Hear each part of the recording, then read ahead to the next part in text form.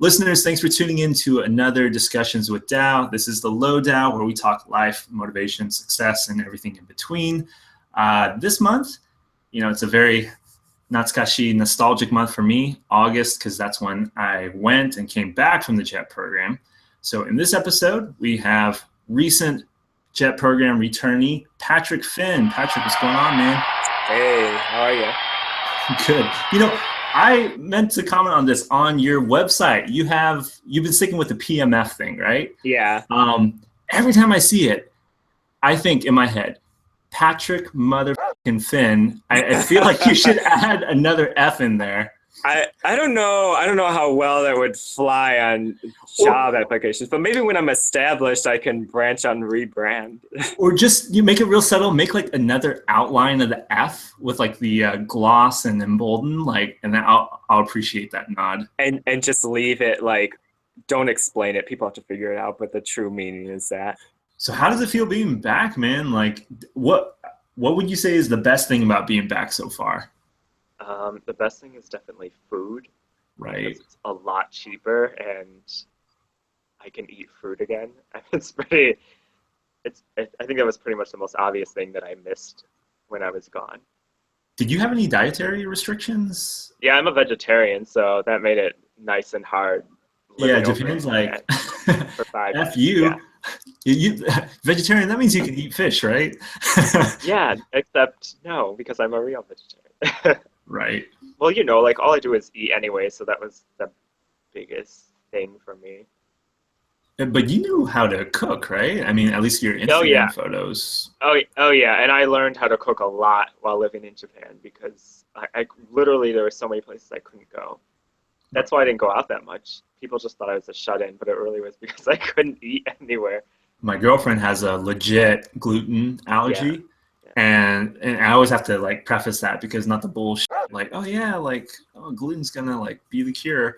And we talk about visiting Japan, and I'm like, man, that might just be miserable though, because it would be so tough. I can't imagine that the wait staff would just even know, even if I found the word to say in Japanese, they'd be like, huh, Yeah, because it's not a thing there, right? They do have, you'll see allergies for soba, right? That's marked on some stuff. But I don't think gluten is like you said, even if you found the word, they would be like, I don't know what that is.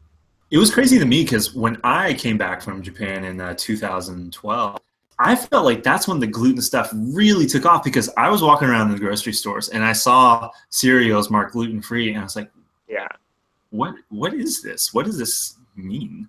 Have you had any kind of moments like that where you're back in the States and American culture is hitting you again, or just stuff that's trending over here? Because I know you're pretty active on social media, so you would keep up with the news already, but being back home and being surrounded by it, did you have any shock there? I hate to go back to food again, but like you said, I tried to keep in touch with things. I knew, especially with food, I knew trends like quinoa is really popular now and flaxseed.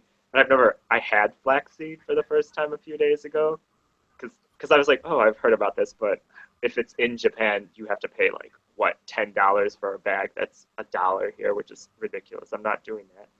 Yeah. So I had that for the first time. I was like, oh, this is amazing. No wonder people like it. Something really, I guess it's kind of dumb. I feel really dumb, but I guess even in Japan, the credit cards have that chip in it now. Mm-hmm. And a lot of credit card readers, you just put that in and it reads, you don't punch anything in anymore. And I had no idea how to use that. I felt really stupid. The girl's like, do you have a chip in your card? I'm like, yeah. She's like, oh, just stick it in there. I was like, in what thing? Because it's still the swipe part. I was like, yeah. Swipe it. She's like, no, stick it in. So I'm sticking it and I'm holding it like it's gonna pop out. So I have no idea.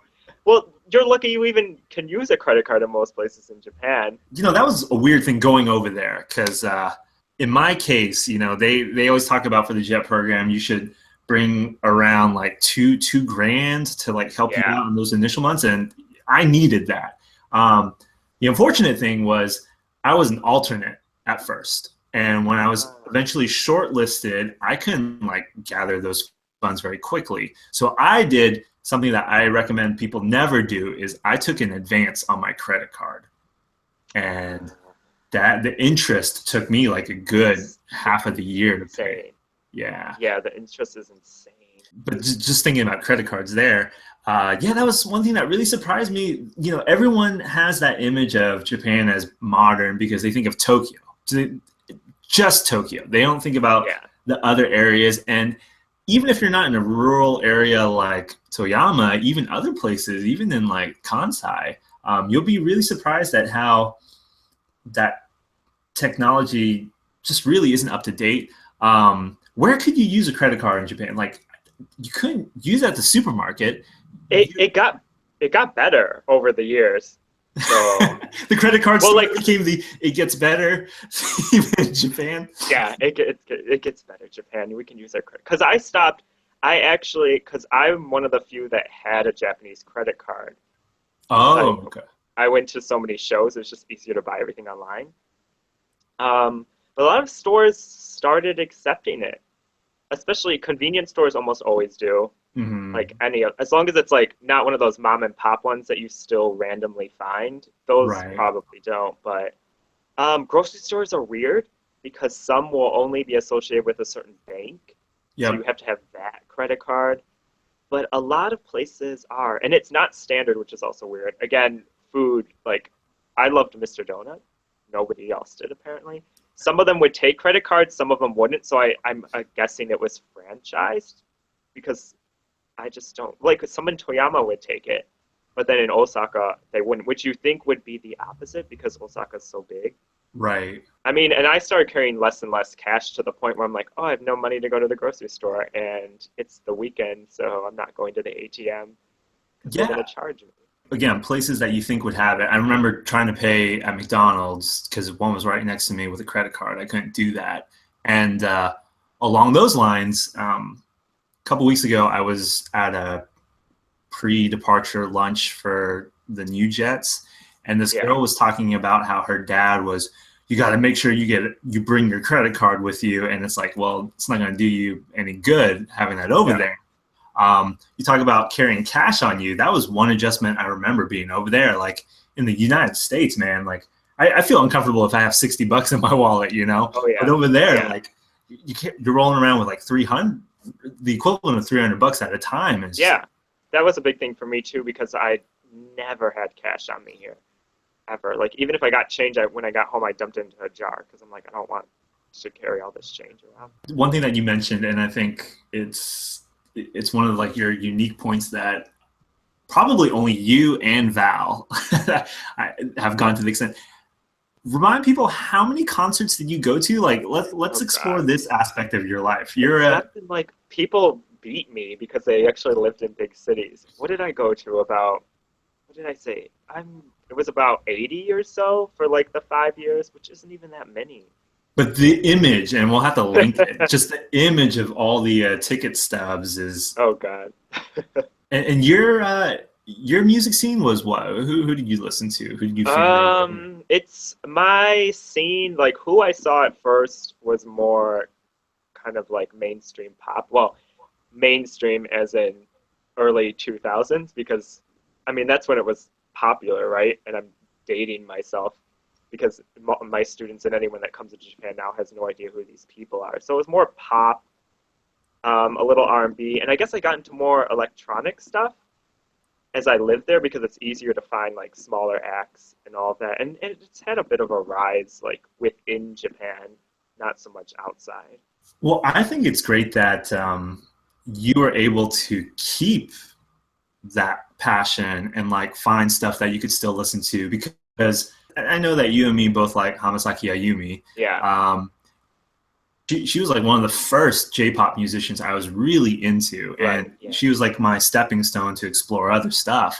And you know, she's evolved her sound over the years, or devolved, I should say. That's a polite way of saying it, John. Back in the day when they used to compare her to Britney Spears, I was like, that doesn't work. But you know, honestly, now that kind of fits where Britney's doing all the shows. Ayumi's kind of doing the same thing. I don't think she's really making her sales or impact otherwise outside of her shows. Well, I mean, no one's selling. It's the same as in the U.S. There's no money in the music anymore. People like she's been overseas so much. Like, she spends a lot of her time in LA now. She realizes that, you know, that executives in Japan don't, because they're, what, 70-year-old dudes who have never even been in the music industry besides working in an office, because that's how it works. But she's smart. Tour. That's where you make money. She can still sell out some shows, not all of them, but Did she some. marry some like Australian dude for like a few months? She got married a lot when I was living there. It was a bit messy for a couple of years. Dude, I told you the Britney comparison. It holds up better than ever. Now, don't insult IU. So man, okay, like so two different areas I want to go to on this real quick, but Yeah. Being really into that music, I thought that would be a good connection point with my Japanese friends and my students. And you're right, no, it dates yourself because they're just not into that. And what killed J-pop for me was when I was over there, that was the rise of AKB48. Yeah. And that is not real music. You know, it's eye candy for some people. I prefer older women, so like never clicked with me. Yeah, but children. And you know, once you have a music group take off, that's when all the copycats come out, right? And so when I like Ayumi, or again, we both like Crystal K. I like groups like the Brilliant Green. Like those just did not exist anymore. It killed them. Yeah, it killed the single artist entirely. You couldn't do it. You still can't do it. Like, you can't do it by yourself. I don't know if you know, but bands are making kind of a comeback. Idols kind of peaked in 2011, 2012, and then people got tired because you go there, nobody likes them. Sure, they're number one, but nobody cares. Yeah, they're number one because they have diehard fans that sell the records. Yep. They aren't on as many shows or anything anymore. Students don't care about. That's the true test. Do your students talk about this group? Yeah. Okay, then it's not relevant. Well, that was the craziest thing though, because when AKB was taking off, it used to be an easy joke in my class. I'm like, oh, do you like AKB? And they'd be real embarrassed. But then eventually, do you like AKB? Hands would raise and like they would not. I was like, oh my God, it's like a cult now. Like, but going back to another comment that you made earlier about the Japanese music industry, you are so right. Well, how it's not just the music industry. So many organizations, groups, they're just headed by the old traditional, who don't know how to keep up, who don't know how to modernize. And the biggest contrast to this is like the exploding K-pop industry and how they even market themselves on YouTube. Every once in a while on YouTube, all these Japanese channels I subscribe to, all they're doing is re-uploading old videos because they fight themselves to take it down, whereas K-pop's happy to have all those reaction videos, you know, happy to have like, they don't really care about those copyright strikes to take things down. I think all of Sony's videos are still blocked outside of Japan, if I understand. That's another thing. Like, never been an issue with Korea to watch their videos, but in Japan, all the time, even with just news videos. Like, my friend will share something on Facebook. It's like, comment something tragic or sad, and I want to watch it, and I can't. Yeah, like, I get the whole, like, you record a TV program and are posting it. That's different. You're like, if they should be posting that, but music videos, and then what is it? It's like a clip where it's 1 minute and 30 seconds, and you're like, well, where am I supposed to watch the rest of this video? Like, right? You don't make it available to even purchase outside of the country. They're really missing the point. Like, Korea did it really well. I went to Seoul before coming back, and I met my friend, and we were talking about music, and I was like, yeah, Korea just knew. They just did everything right. They knew how to export their culture in this different age where it's all about technology, where Japan hasn't figured it out. Yeah. And they still haven't figured it out, it's confusing to me because when you have someone like Korea who set an example, all you have to do is do the same thing. There's no work on your end. It's done. They tested it out. It worked.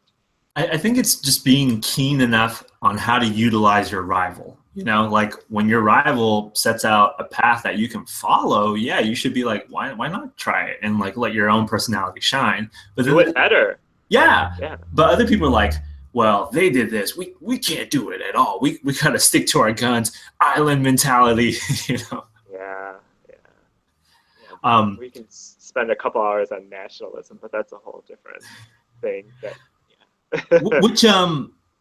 not to get too deep into it, because like you said, probably better served for another episode, but it is one tricky thing to talk about. Have you had a lot of experience, Patrick, with weeaboos, people who wish they were Japanese, and just like people who are so forgiving for the stuff about Japan, where it makes it hard to like bring up any kind of flaw. Like you can't even bring up, it's not even really criticism, but even the conversations that we had for the past 5 minutes, like, yeah, Japan's not doing so hot. You have these people who are quick to shut you down, Yeah, and a lot of the times, isn't it? I don't know if I know any person. I'm sure I've met some, but I don't get close to them because Yeah. I'm I'm very straightforward and honest, and I will give my opinion. If you don't like it, that's fine. My opinion is my opinion, blah, blah, blah. But I tend to not associate with them. I mean, I've seen stuff. A lot of it's online. You know how it is. Online, you're anonymous. Well, I can be a big jerk, is what a lot of people think. And then you find out they've never been to Japan, and even visiting a country, not even Japan, anywhere in general, visiting and living there are not the same thing. Yeah. A vacation is much nicer. Living there is a whole different story. So I kind of just take it with a grain of salt, and I'm just like, okay, whatever you want to believe. Like, I know how things really worked based on my experiences, so you can say whatever you want. Had you visited Japan before you lived there on Jet? Yeah, I think, what was I there for 2 weeks once? I was studying abroad in Hong Kong, and then before coming home, I stopped there. But it was just a short vacation, so like, I still really knew nothing when I went to live there because, like I said, a vacation is just a vacation. What got you interested in doing the JET program? Well, first of all, my friend was the one who introduced me to the program in general because I was like, I really liked living abroad. I liked studying in Hong Kong. I liked Asia a lot from that. I was like, oh, this is way different from what I'm used to. It's really nice. Like, it's not always easy, but that's a good thing. I kind of like that. A little challenge here and there is good. So that kind of set me off. And I've always had an interest in Japan. I thought the language was interesting, music, obviously. And I think like our generation kind of grew up with that whole like culture, I don't want to call it the Japanese wave because that's kind of Korea's thing. But like when we were younger, all that kind of pop culture poured into the US and yeah, well, I mean, got a lot of us into it. Well, it's the same thing with what Korea is doing now, but yeah.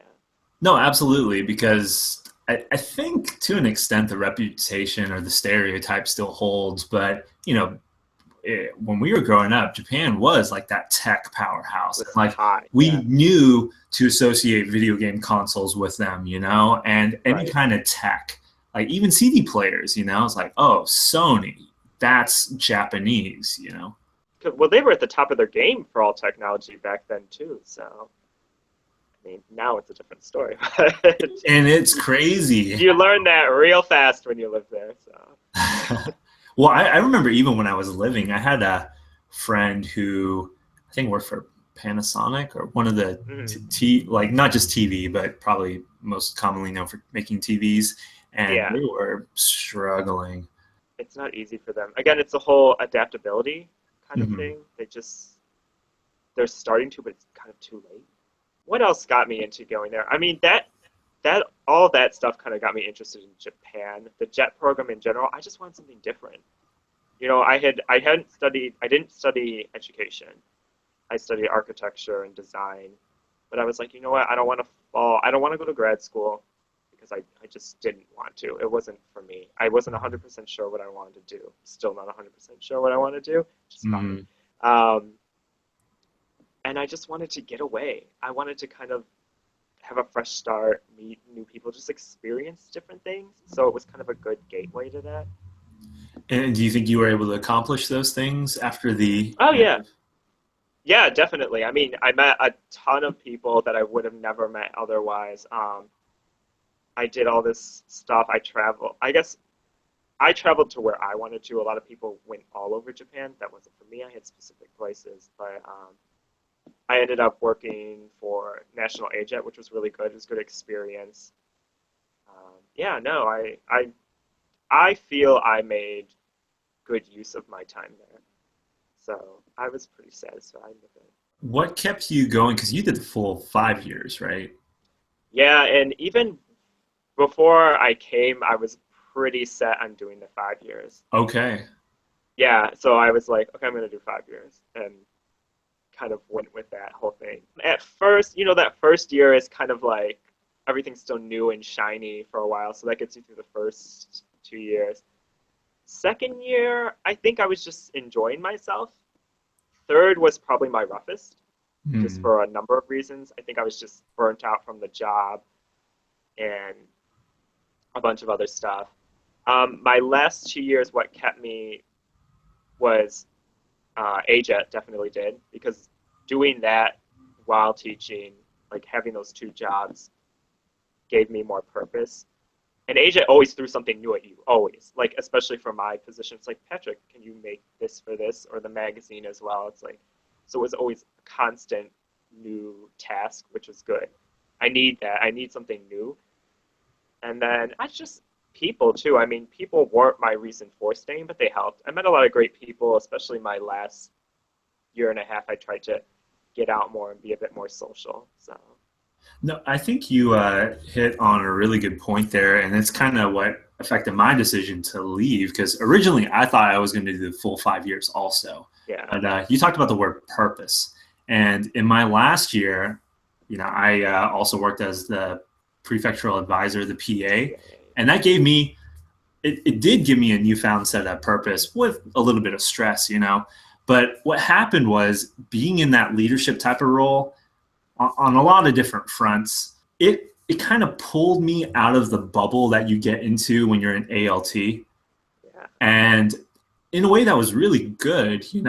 But trying to go back into that after you've done the PA stuff, I got the urge to do something more meaningful, because I was like, well, if I stay the full 5, and whether or not I even stay as the PA, you can't rise anymore with that. And that's how I felt at the time. Like, how much more experience, how much better could I get?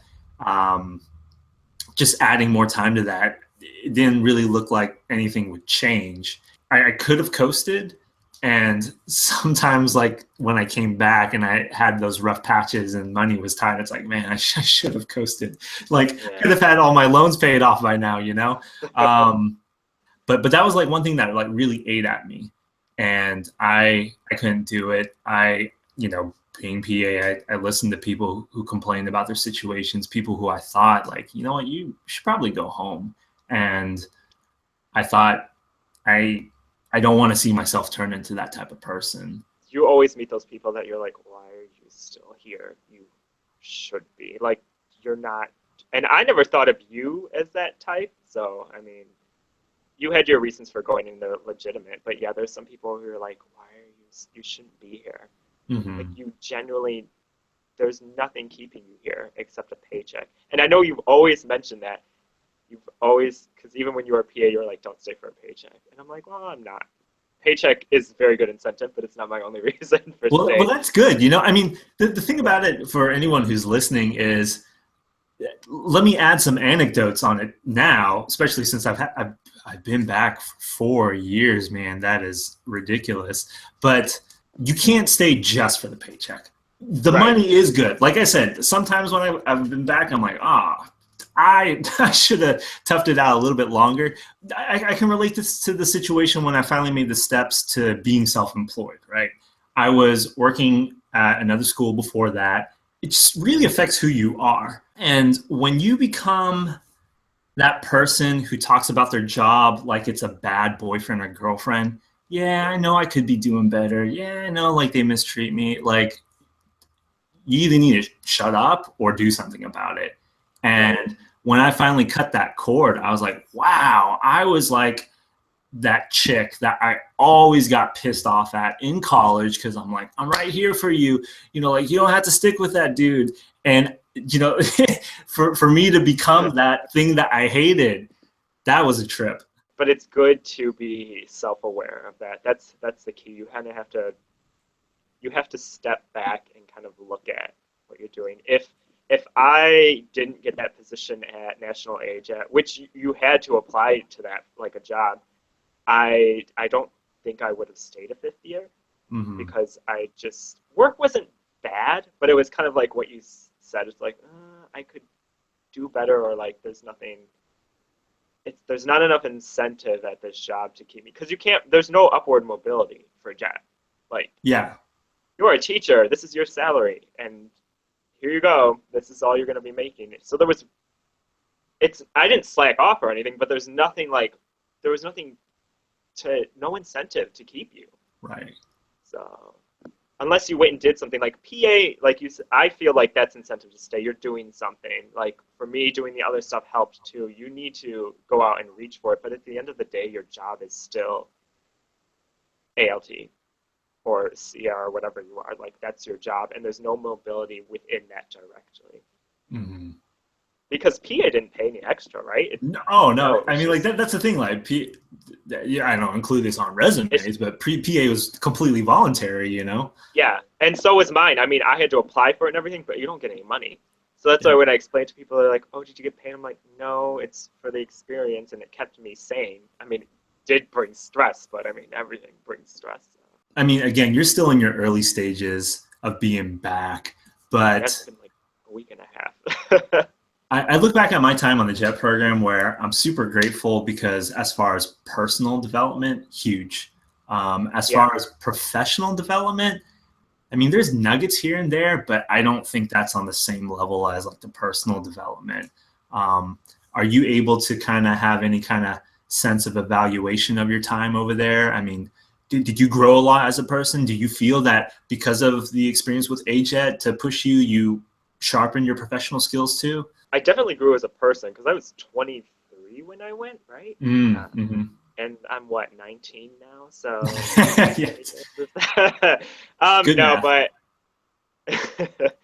but no, as a person, like I grew a lot, like in a bunch of ways. I kind of found myself. I got more comfortable with myself for some reason. I don't know why. I think just living alone and kind of having to start fresh, I could throw away any ties I had to people, right? So I'm like, okay, I can finally be me. Nobody expects anything of me because they don't know me. So I don't have to like live up to anyone's expectations. I can be 100% me and then build my reputation around that. So I felt that was one thing. Professionally, you do grow a lot professionally depending on how you see it. I mean, adaptation is a big thing, especially if you don't come from teaching, you don't know a lot about Japan in general. You're basically working for a corporation because that's how every job is in Japan. And that's one thing I stress. I'm like, yeah, I work for a school, but might as well have been an office building with 100 stories and everyone in suits and ties because that's how it's all treated. I think AJET helped me a ton, though. Like, it gave me a lot of portfolio material. I had to work with teams of people from different, like, departments and backgrounds, which is good experience. The magazine, you worked with the community a lot, so it's kind of like, how do you talk to people who don't work with you directly? You know, they're helping you, so. So everything that you said right there, I agree with you on that front. And for public speaking, even, you know, you get that type of practice just with teaching in the classroom. What I will add is anyone who's leaving JET and then transitioning into a job that's not in the classroom, not at a school, you are going to have to fight to vouch for yourself, because the connection that you made right there, Patrick, I hate to say it, and I hope I'm wrong. I hope people's experiences is different, but companies don't give a fuck. Like they are so quick to say, "Oh, you're a teacher. Do you know how to use a computer? Do you know what it's like to be in the office?" And you're like, "Wait a second," because you're gonna say exactly what you said right here, Patrick. It's like it is like a corporation. It is like a company, and they're gonna be like, "No, you're a teacher." You're right, and it's sadly you're not wrong. You're very right, because that's how it is. They're like, "Oh, do you have this degree or whatever?" I'm like, no, but if you look at my experience, but they don't want to look. So you really do have to, you got to get that interview, and then you got to make it very clear what happened, because a lot of people haven't done that either. Most people don't live abroad in that. You know, I always thought it was weird when a lot of people complained about, oh, well, Japanese people don't travel abroad except for vacation. I'm like, well, Americans don't either. You know how many Yeah. Americans they've been to what, Mexico in a resort? That's the Japan, Hawaii resort thing. It's the same. So stop complaining. The same thing happens in America. Like, they can't relate to you. You really have to like make it clear. When I talk about these hardships, I'm not trying to squash anybody's dreams, because you should have that fire. You should be prepared to bat for yourself. It's just that when I came back, I had that high of the purpose. Okay, I'm leaving Jet because I feel like I should be doing something bigger and better, even though I don't know what that means. And I'm trying to apply to these jobs that would give me more of that sense of doing bigger and better things.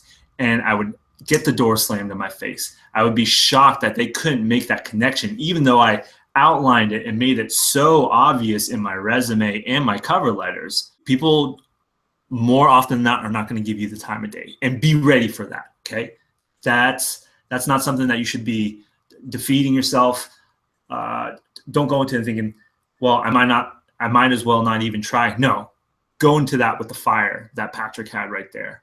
The second thing that I wanted to mention, this idea of not being worldly enough. Dude, you are absolutely right about Americans, because I always thought, growing up in Arkansas in the South, you know, my family and friends there, like, oh, they've been there their whole life. They're never going to go outside of it. But now that I moved to Boston people are the exact same way. Like, they are for life. And I imagine it's got to be like that for most of the states. The travel bug, to be on your own, to adapt in that way. Most people don't want to experience that. I think I realized that when when I was going through that slump year, one of the things that got me through it was like, because you can end up becoming very ethnocentric while you're abroad, which is bad. You shouldn't. So I kind of was like, okay, I'm living in the countryside and these people are staring at me or this or that. But if you're in like certain parts of the US, people are going to do the same thing. So I kind of tried to make that connection.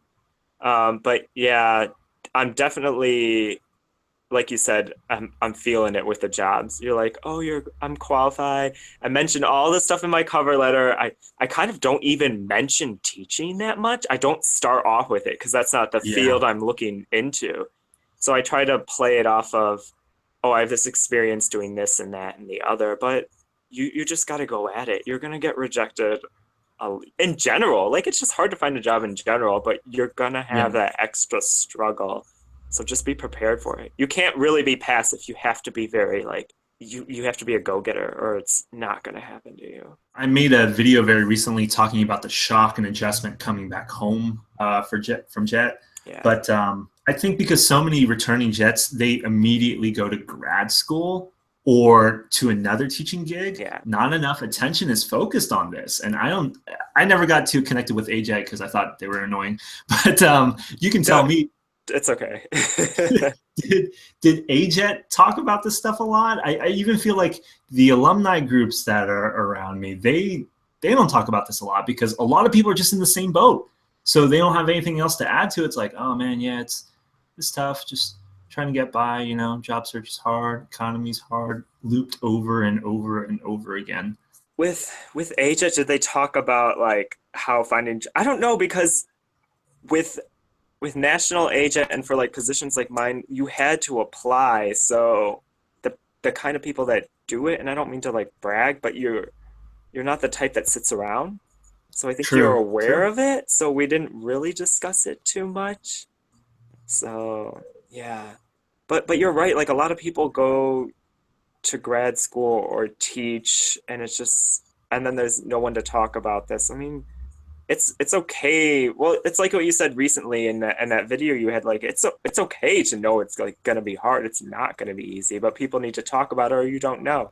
Like, I've talked to you about things. I've talked to Val all the time. Like, I got to see what she had to go through and all that, and I've told her things. Mm-hmm. Now I'm like, oh, Val, I feel horrible because I'm almost 30. I'm living at home. I have no job. Like, and no one has given me any, like, no one said anything to me, and people can think whatever they think, but no one has directly said anything to me. But my worst enemy is me. Like, I was saying to her, I am putting all this pressure on myself to the point where I'm like, was getting sick. Like, I've calmed down a bit now that I've reached out to some like recruiting agencies and that, and am in touch with people, but I mean, yeah, it's gonna be a struggle. I tried to prepare myself for that mentally, especially when you know, like knowing that I was gonna stay 5 years, it was almost easier for me to be like, okay, this is your clock. You need to at least mentally have all this put together before you go back, or you're gonna not only have a hard time finding a job and readjusting, but you're gonna just destroy yourself. If I can check off one of those things, then I'm a little better than having 3 issues looming over me. So well, it's like you said, when you're on Jet, you have the financial cushion, you have so much independence, you have that steady state of work progression because you're doing a 9 to 5 every single day, right? yeah, And then you come back home, like you said, for many of us, I was in the same boat. Move back home with family, save costs right there. You have so much free time, and because you don't have that next step lined up, even if you tell yourself, and even if you have the right attitude, it's okay if I don't know what I want to do, it still hurts. it's And hard. then what I would tell people to watch out for is just don't get so caught up in trying to be financially smart, because that's what I did. I was like, I'm going to get a low budget phone. I'm not going to worry about a car right now. I'm going to get a job where I'm working online. So I was just existing every day, wake up, Yeah. I'm at home with my family. That's very disempowering. So not to go on this be positive, that doesn't help anybody, right? But No. Be realistic is yeah, what it should be. It's not all roses and stuff. Like, and it's like you said, I still felt bad. Like, what was I was home I came right before the weekend I got home.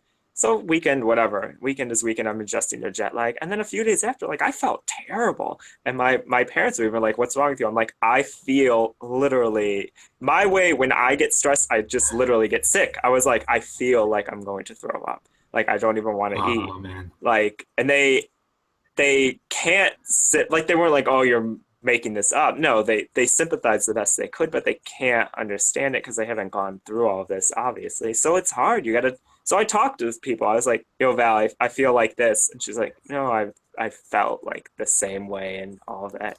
So one thing that I know that you should do, if it's not on your calendar yet, is to take the steps to get your pension refund back. oh, I've done that already. That's already in the mail. Okay.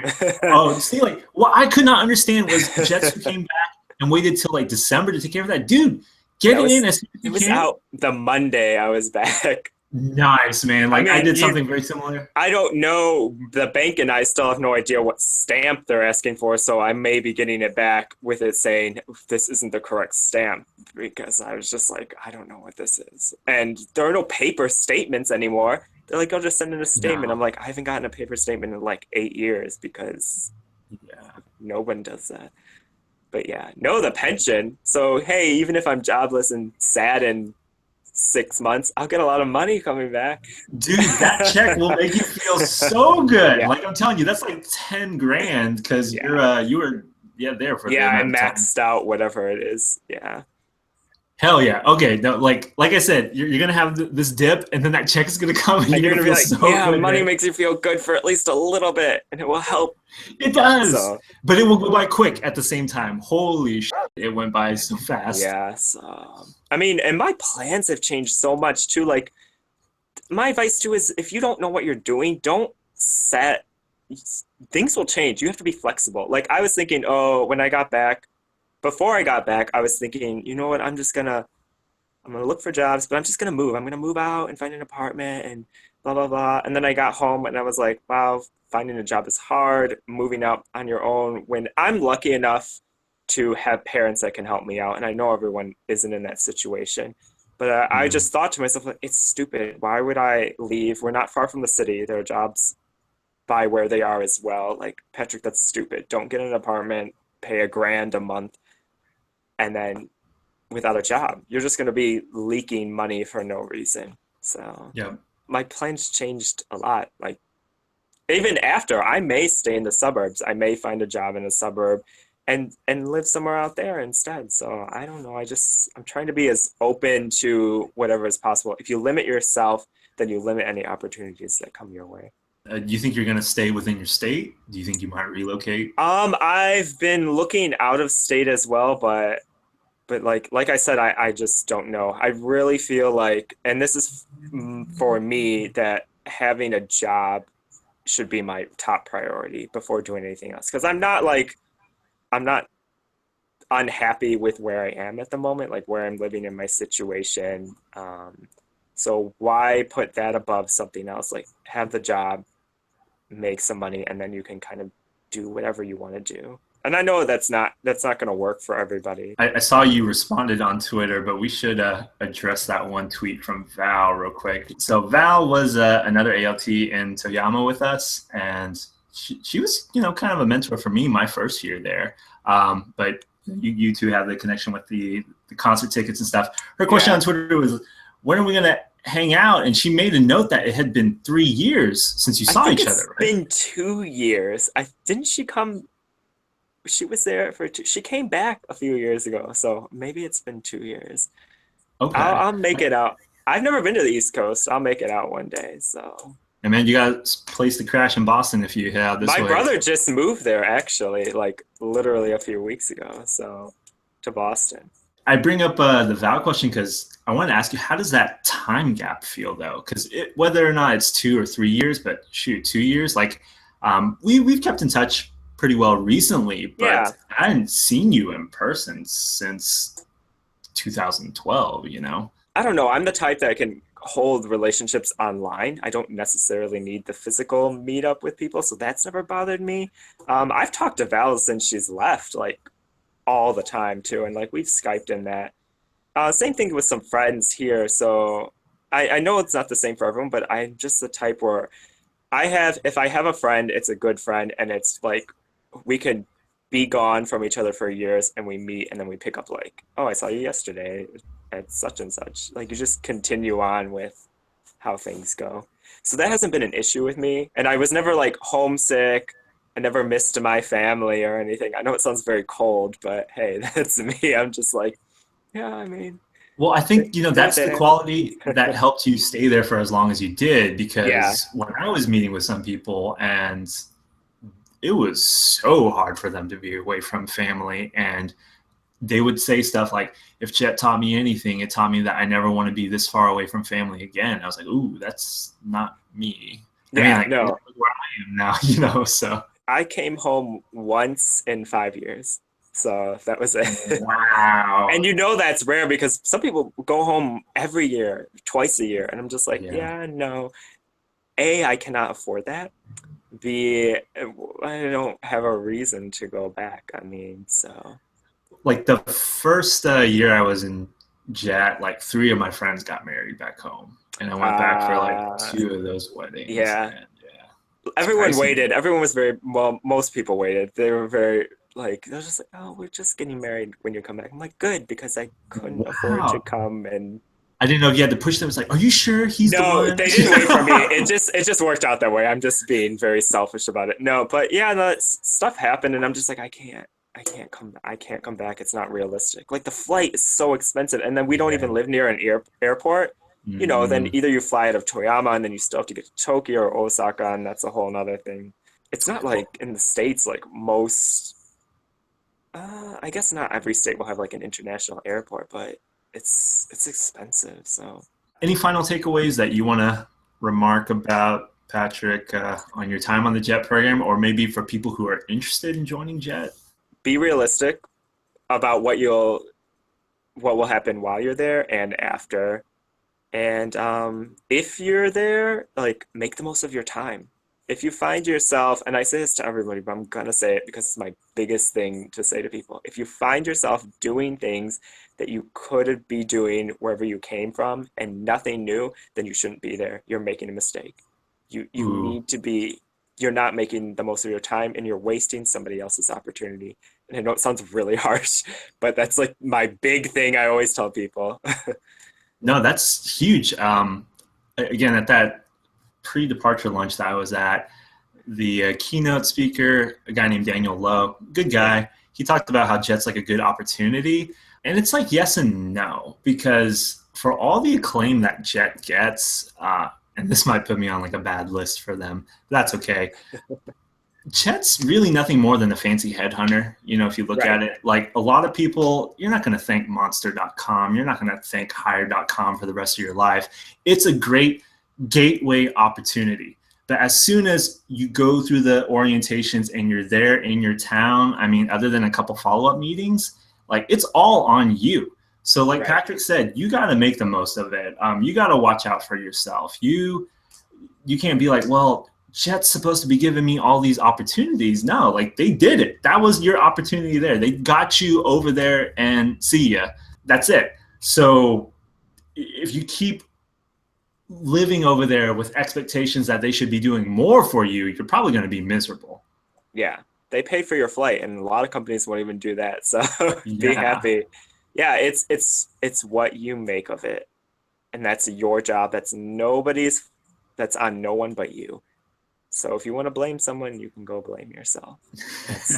I love it. Real talk. I'm so cold. So if Patrick, if people want to get in touch with you for some more real talk, how can they do that?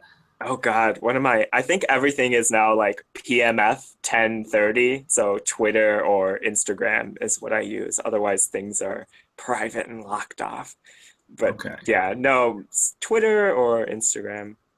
And then your website, PM Fin, so that's FINN with 2 N's.com. It's just my kind of portfolio website. Yeah. If you're looking for some work. He's very talented. I've highly vouched for Patrick. Hire this man. Awesome, Patrick. Good talking with you, man. Yeah, you too.